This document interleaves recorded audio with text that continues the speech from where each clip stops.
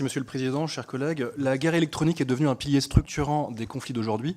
Si le rapport que vous présentez n'inclut pas de recommandations explicites et mises en série selon une doctrine consolidée, il est a priori utile de disposer d'un état des lieux à l'usage des parlementaires. Dans la large gamme de capacités et de besoins pris dans le continuum multichamp, multimilieu de la guerre électronique, je me concentrerai sans surprise sur le milieu exo-atmosphérique, en tant qu'il est le théâtre d'une nouvelle frontière de la conflictualité, comme vous l'avez justement suggéré.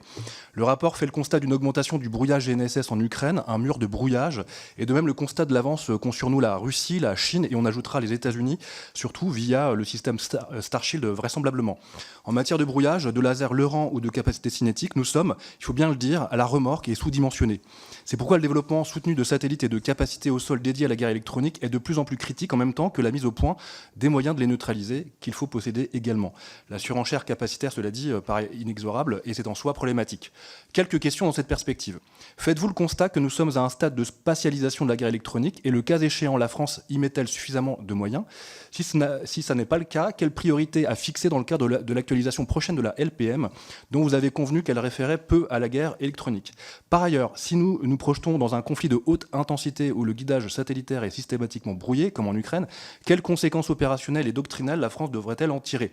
De quelle capacité dispose-t-on pour neutraliser les satellites adverses, en dehors des solutions aussi potentiellement ravageuses pour le trafic orbital que les missiles antisatellites?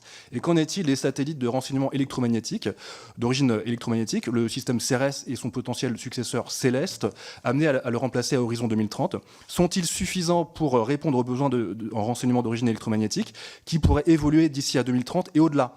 Les possibles consolidations parmi les industriels impliqués via le projet Bromo rebattent-elles les cartes? Comment également combiner la défense de nos capacités en orbite et la stratégie encore à approfondir de la très haute altitude? Je termine.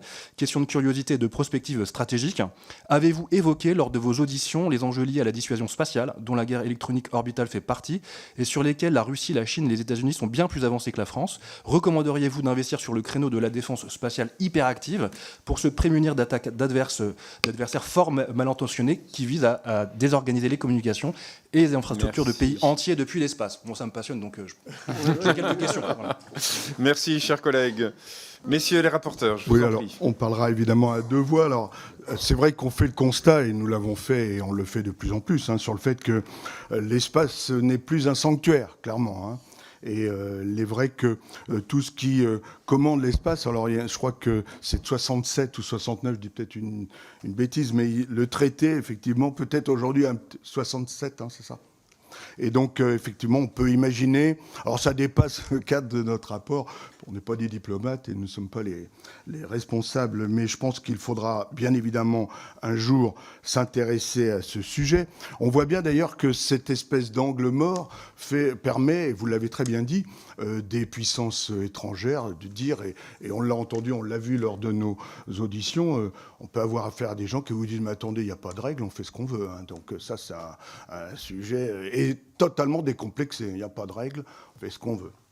Donc, bien sûr, vous avez parfaitement raison, il y a des menaces tout à fait identifiées, des tirs anti-satellites russes, on voit qu'il peut y avoir un problème sur les débris, etc., des brouillages et des lasers chinois, on en est absolument persuadé, des manœuvres d'espionnage, et donc, effectivement, le flou du traité actuel pose probablement question, et ce brouillage, il est évidemment extrêmement important, on le voit en Ukraine, puisque tout ce qui est satellitaire, à l'endroit où vous êtes, le GPS ne fonctionne pas, on ne peut pas savoir où on est, et d'ailleurs, il paraît que quand on est au centre de Kiev, on a l'impression qu'on est, je ne sais pas où, à 200 km. Donc c'est un vrai problème. Et on a le même d'ailleurs en Israël où quand vous êtes sur place, le GPS marche très mal. Alors je pense qu'on peut faire tous le même constat que... c'est un sujet fondamental. Dans les auditions que nous avons eues, les forces armées sont tout à fait conscientes de ce sujet, et je pense que c'est quand même suivi de très très près. Vous avez raison de parler du prochain Céleste qui va remplacer le CRS. Alors, il y a un délai, bien sûr, de mise en œuvre.